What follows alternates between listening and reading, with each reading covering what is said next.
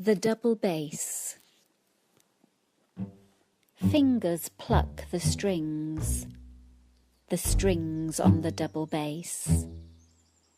The fingers lovingly caress its form, drawing deep melodious notes from down within this beautiful instrument. Big and cumbersome, you say? Not a bit. Beauty encased in such richness, deep wells of passion drawn steadily to the surface.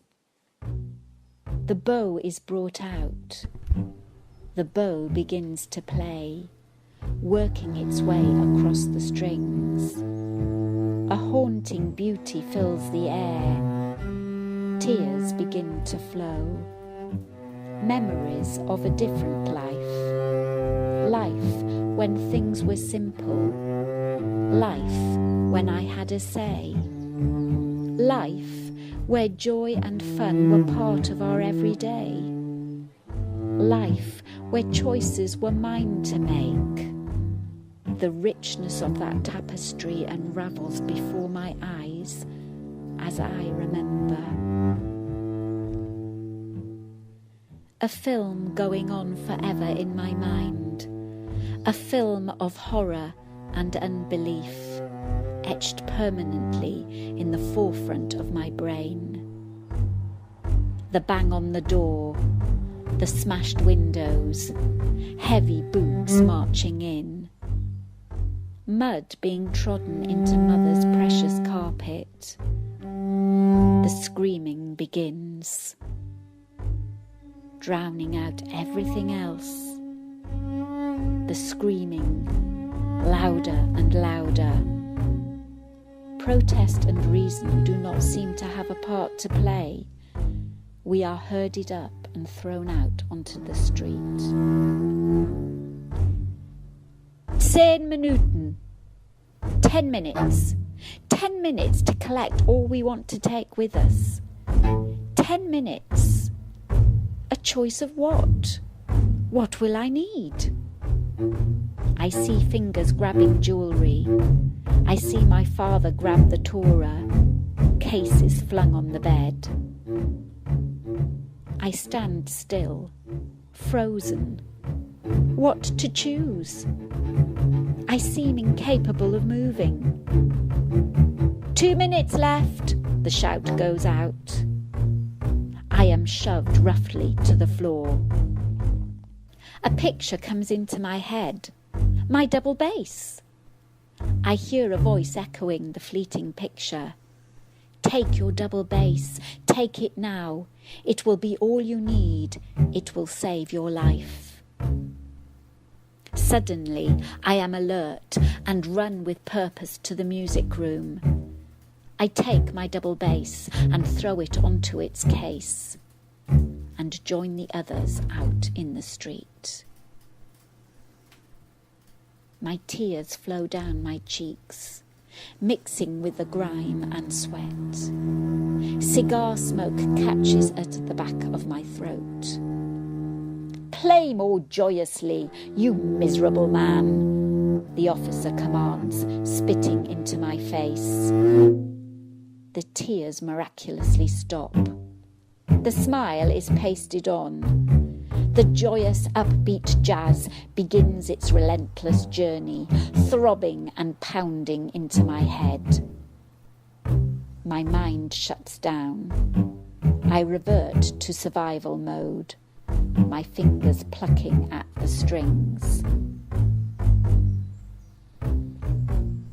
Lying in our bunk that night, hunger gnawing at my stomach, the cold eating its way inside, numbing out the pain. The elusive sleep comes at last, as exhaustion gives way, as my spirit embraces the unconsciousness, seemingly the only escape. I dream in technicolor, vivid and beautiful. Such a contrast to the drab greyness of our reality. I seem to be on a grassy bank, green and verdant. Its sweet scent triggering memories from the past. The day is warm, and we sit, my friend and me, under the shade of an apple tree. The quiet waters of the lake lap luxuriously at our feet. My friend brings out a basket and hands me bread and wine. This friend, familiar yet new, draws me with his eyes, his love tangible, his presence reassuring. I feel at peace. I feel so safe with my friend by the lake. I see his hands, the scars therein. I trace them with my fingers. It seems as if I am playing a lament on strings I have never touched before. I see the compassion in his face as he says he understands. His eyes dilate, and there within I see his extraordinary tale. I see his life and death take place. I see his victory. I see the resurrection life with death left on that tree. Light dawns as I understand at last. My friend is the Passover lamb, sent to die for me.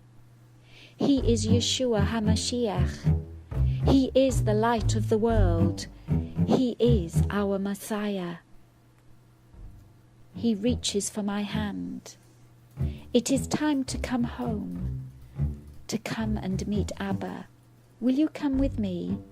For I am the truth, the way and the life, and no one will meet Abba except through me. Will you come, my beloved?